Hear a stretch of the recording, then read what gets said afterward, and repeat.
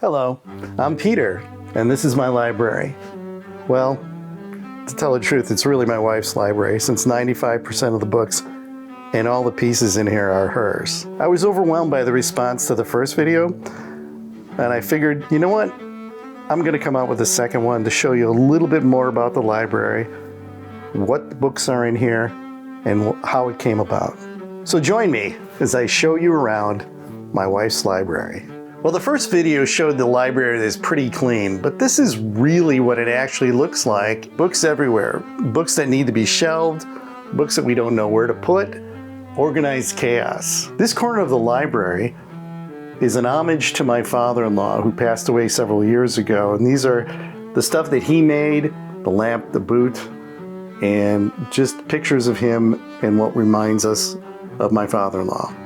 Next to it is the Black Spine Penguin Classics. My wife loves to collect these, and this is the bookcase that holds it. This first alcove has collections. It's got the British Library Women's Classics, the British Library Crime Classics. And of course, if you look at the window seat, you have a bunch of mass-produced Agatha Christie paperbacks, which we can get for pennies. And this library cart right here is books about books. We love books so much that we even enjoy reading about them. And when I spend time in the library, I'm in this seat right here. There's a bunch of old family books, a lot of old Bibles, books my father had on theology. I have a glass of bourbon, and I can read or write or just sit here and contemplate. And this is the second alcove, and what I mentioned is organized chaos. This is where a lot of our overfull books, our mass-produced paperbacks go. The shelves are just overflowing, and we love it like that. We pick up knickknacks everywhere. This is an old desk from a library that we picked up at an antique show. People think this is a Christmas tree. Obviously, we have to fix the lights here, but this is really a travel tree. We keep this up all year round and put ornaments of the places we go. And here's where we pick up knickknacks that relate to the books that we're reading. We have this little phrenology bust here that reminds us of Poirot, which is in front of the Agatha Christie books. We have a Sherlock Holmes hat. And of course, every library needs one of these moving ladders, like in Beauty and the Beast. Jane Austen in her lifetime wrote 6 books, but I have an entire bookshelf here of those 6 books, different collections, different versions, and all sorts of knickknacks related to Jane Austen. In fact, when I went to the UK, my wife made me pick up a 10-pound note that had Jane Austen's picture on it. So that's part of this collection dedicated to my wife's favorite author.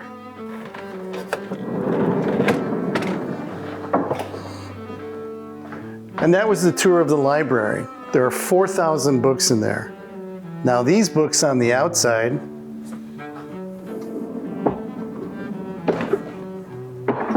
these are mostly my collections from what my father has given me, as well as my favorite books. I have from Castalia House. I have the Junior Classics, which is fairy tales and fables that are not watered down like a Disney version. They show the real grit of the original fairy tales and fables. There's Heroes of Chivalry. There's Tales That Never Grow Old. I have my Winston Churchill books on World War II. I have my dad's old pulpit commentary. I have The Decline and Fall of the Roman Empire by Gibbon. Have I ever read that? Well, let me tell you. I've gotten to this part and I just really lost interest. I know this is probably the definitive classic, but they look good here and it makes me look smart, but I've only read this much of it. Not all books are in the library. This house holds 6,700 books.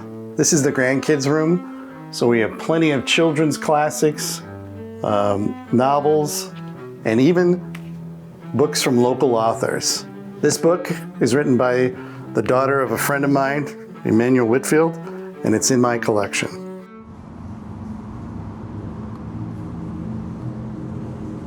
Well, that that concludes the tour of the Hidden Home Library. Well, as it stands today, in the next few weeks, it's certainly going to change as it always does. It's ever evolving. My wife is always moving things around. Probably wondering why she's not on this video.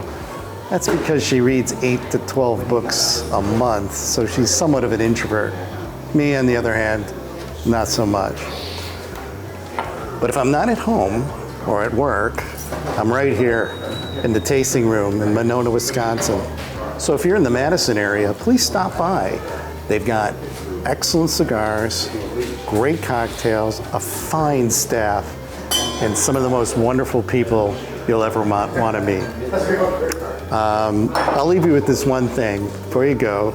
If you want one book recommendation, it's Down and Out in Paris and London by George Orwell. Until then, until I see you the next time, cheers.